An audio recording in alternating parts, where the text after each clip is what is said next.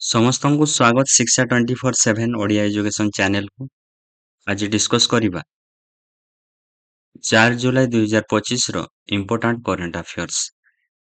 PDF ପାଇବା ପାଇଁ ହେଲେ ଆପଣମାନେ ଜଏନ୍ କରିପାରିବେ ଟେଲିଗ୍ରାମ ଗ୍ରୁପରେ, ଡେସ୍କ୍ରିପ୍ସନରେ ଲିଙ୍କ ଅଛି। ଯଦି ଚ୍ୟାନେଲରେ ନୂଆ ଅଛନ୍ତି ତାହେଲେ ସବସ୍କ୍ରାଇବ, ଲାଇକ୍ ଏବଂ ସେୟାର କରିଦିଅନ୍ତୁ। ଚାଲନ୍ତୁ ଆଜିର ସେସନଟିକୁ ଷ୍ଟାର୍ଟ କରିବା। ଆଜିର ପ୍ରଥମ ପ୍ରଶ୍ନ,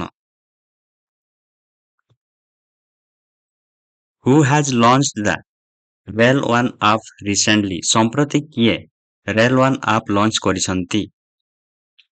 ଏହାର ସଠିକ ଉତ୍ତରଟି ହେଉଛି ଅପସନ ସି, ଅଶ୍ୱିନୀ ବୈଷ୍ଣବ। ଅଶ୍ୱିନୀ ବୈଷ୍ଣବ ନିକଟରେ ରେଲ୍ ୱାନ୍ ଆପ୍ ଲଞ୍ଚ କରିଛନ୍ତି। Union Railway Minister Sri Ashwini Vaishnav launched a new app, Rail One, today at India Habitat Center in New Delhi on 40 Foundation Day of Center for Railway Information System by CRIS. Rail One is focused on improving passenger interface with railways.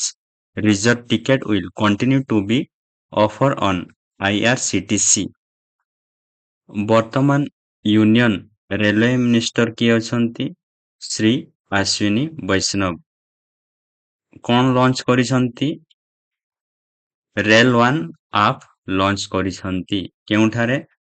ହାବିଟେଟ୍ centre in new Delhi, ନୂଆଦିଲ୍ଲୀ ଠାରେ rail one app launch କରିଛନ୍ତି।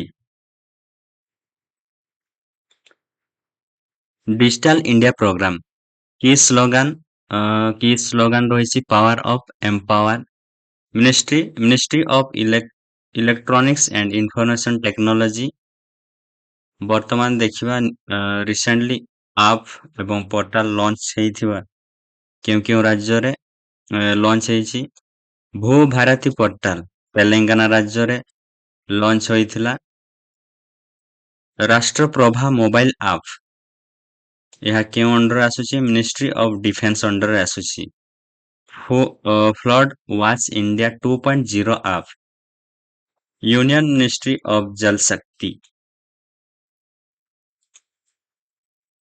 ପରବର୍ତ୍ତୀ ପ୍ରଶ୍ନ, The State Bank of India SBI will connect 4 million homes with solar power by which year under its solar power mission?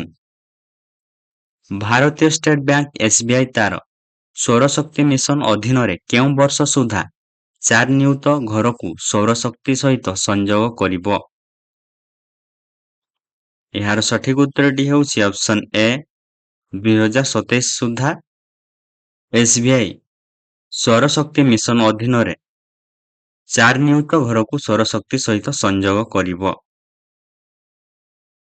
State bank of India ବା SBI foundation ହେଇଥିଲା 1 ଜୁଲାଇ 1955 ମସିହାରେ।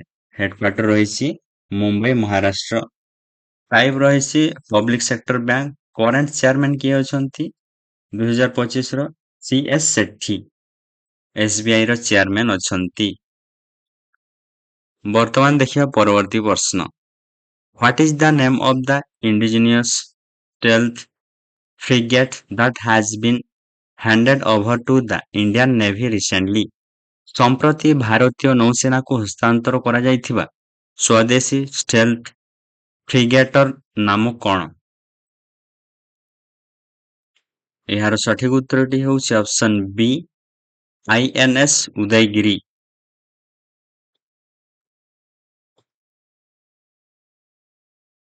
Udayagiri has been delivered to the Indian Navy in a record time of 37 months from the date of launching.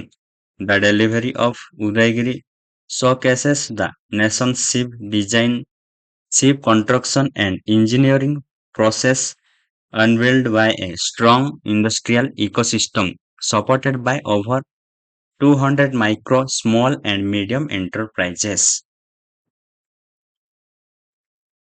পরবর্তী প্রশ্ন, The Cabinet has approved the National Sports Policy 2025. It will replace which old policy? Cabinet জাতীয় ক্রীড়া ନୀତି 2025କୁ ଅନୁମୋଦନ କରିଛି। ଏହା କେଉଁ ପୁରୁଣା ନୀତିକୁ ବଦଳାଇବ? ଏହାର ସଠିକ ଉତ୍ତରଟି ହେଉଛି option A national sports policy 2001। The Indian Union Cabinet approved the new Khelo Bharat Niti, National Sports Policy 2025.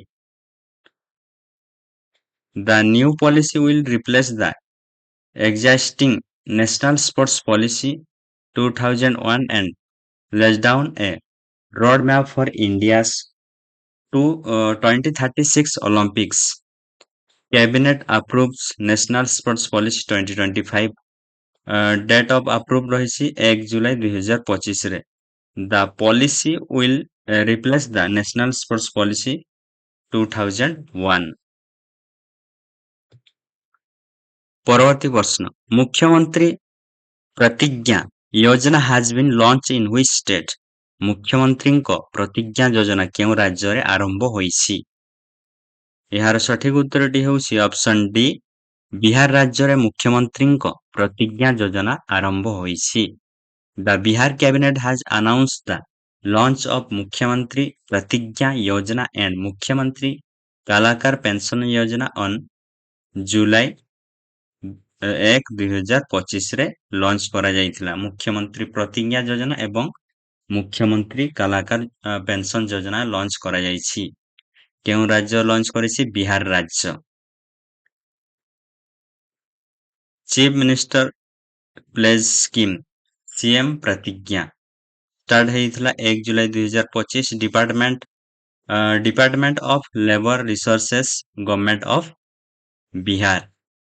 Beneficiary 18 ରୁ 28 ଇୟର ବୟସ ହେଇଥିବା ଦରକାର।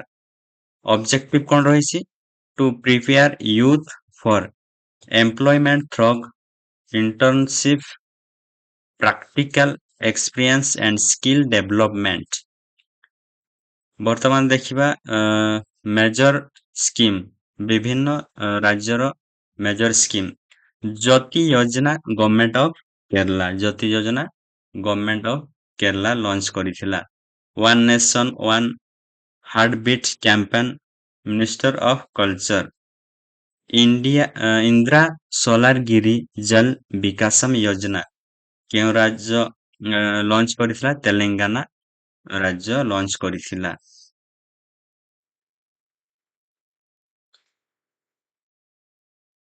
One family one entrepreneurship campaign Andhra Pradesh government ଏହାକୁ କାର୍ଯ୍ୟକାରୀ କରିଛି। ବିକାଶ କୃଷି ସଂକଳ୍ପ ଅଭିଯାନ ତ୍ରିପୁରା ଗଭର୍ଣ୍ଣମେଣ୍ଟ ଏହି ଯୋଜନାକୁ ଇମ୍ପ୍ଲିମେଣ୍ଟ କରିଛି। Samman initiative in Sagar ministry of transport and waterways. Mahila Samvad Abhiyan Bihar government launch କରିଛି। National Karmayogi public service programme ministry of AYUSH ଏହାକୁ ଲଞ୍ଚ କରିଛି। Pink e rickshaw scheme Maharashtra government ଏହି ସ୍କିମକୁ ଲଞ୍ଚ କରିଛି। Pink e rickshaw. Zero poverty P four initiative କେଉଁ ରାଜ୍ୟ launch କରିଛି? Government of Andhra Pradesh. ପରବର୍ତ୍ତୀ ପ୍ରଶ୍ନ which country has assumed the presidency of the United Nations Security Council for July 2025? କେଉଁ ଦେଶ ଜୁଲାଇ 2025 ପାଇଁ ଜାତିସଂଘ ସୁରକ୍ଷା ପରିଷଦର ଅଧ୍ୟକ୍ଷତା ଗ୍ରହଣ କରିଛି? ଏହାର ସଠିକ ଉତ୍ତରଟି ହେଉଛି option C Bangladesh. United Nations security council ବା UNSC. It is a major organ of the United Nations.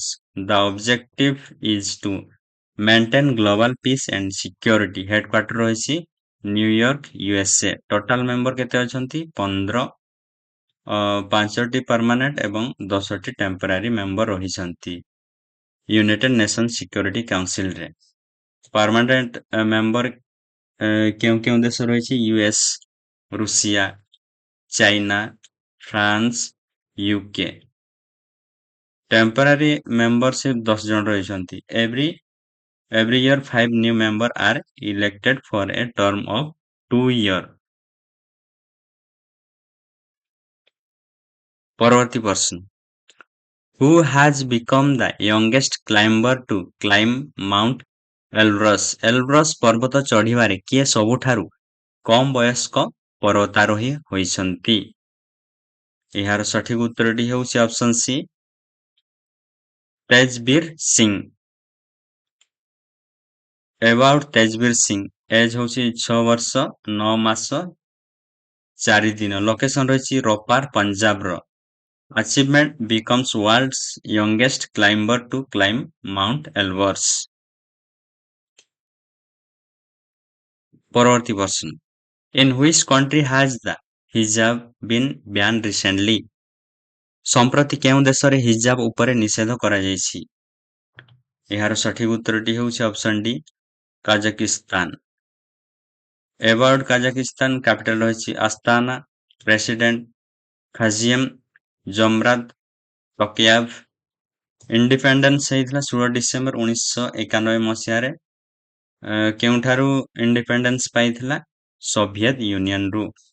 Currency ରହିଛି କାଜାକିସ୍ତାନ ଟେଙ୍ଗେ ବା ଟି ସିମ୍ବଲ ରହିଛି। Neighbouring country Russia, China, Uzbekistan, Turkmenistan ଏବଂ କିର୍ଗିସ୍ତାନ। ଏଗୁଡିକ ସବୁ କାଜାକିସ୍ତାନର ପଡୋଶୀ ଦେଶ। ପରବର୍ତ୍ତୀ ପ୍ରଶ୍ନ, the new name of the National Institute of Public Cooperation and Child Development NIPCCD has been named after whom? ଜାତୀୟ ସାର୍ବଜନୀନ ସହଯୋଗ ଏବଂ ଶିଶୁ ବିକାଶ ସଂସ୍ଥାନ ର ନୂତନ ନାମ କାହା ନାମରେ ନାମିତ ହୋଇଛି? ଏହାର ସଠିକ ଉତ୍ତରଟି ହେଉଛି ଅପସନ ବି, ସାବିତ୍ରୀବାଇ ଫୁଲେ ନାମରେ NIPCCD ନାମରେ ନାମିତ କରାଯାଇଛି। Old name national institute of public cooperation and child development NIPCCD, new name କଣ ରହିଛି? Savitribai Phule national institute of women and child development. Founded ହେଇଥିଲା 1966 ମସିହାରେ, ହେଡକ୍ୱାର୍ଟର ରହିଛି ନୂଆଦିଲ୍ଲୀ ଠାରେ। ଅବଜେକ୍ଟିଭ କଣ ରହିଛି? Training, research and documentation in the field of women and child development. ପରବର୍ତ୍ତୀ ପ୍ରଶ୍ନ, INS Tamal has been inducted into the Indian Navy. It has been built in which country? INS ତାମାଲକୁ ଭାରତୀୟ ନୌସେନାରେ ସାମିଲ କରାଯାଇଛି। ଏହା କେଉଁ ଦେଶରେ ନିର୍ମିତ ହୋଇଛି? ଏହାର ସଠିକ ଉତ୍ତରଟି ହେଉଛି ଅପସନ ଡି, ରୁଷିଆ ଦେଶରେ INS ତାମାଲ ନିର୍ମିତ ହୋଇଛି। About INS ତାମାଲ F-71 ଟାଇପ ରହିଛି stealth multi-role frigate, category ରହିଛି second battleship of the Tushil class, construction site ରହିଛି Yantar shipyard, Kaliningrad, Russia. Commissioned 1 July 2025। Weight ରହିଛି କେତେ? 3900 ଟନ୍। ସ୍ପିଡ କେତେ ସ୍ପିଡ ଯିବ? 30 ନଟ୍ସ, ଆପ୍ରୋକ୍ସିମେଟଲି 55 କିଲୋମିଟର। ରେଞ୍ଜ ରହିଛି operating capacity up to 300 kilometre. Weapon ରହିଛି BrahMos supersonic cruise missile, vertical launch air defence missile. ବର୍ତ୍ତମାନ ଦେଖିବା ପରବର୍ତ୍ତୀ ପ୍ରଶ୍ନ, how many countries will PM Narendra Modi visit from 2nd to 9th July 2025?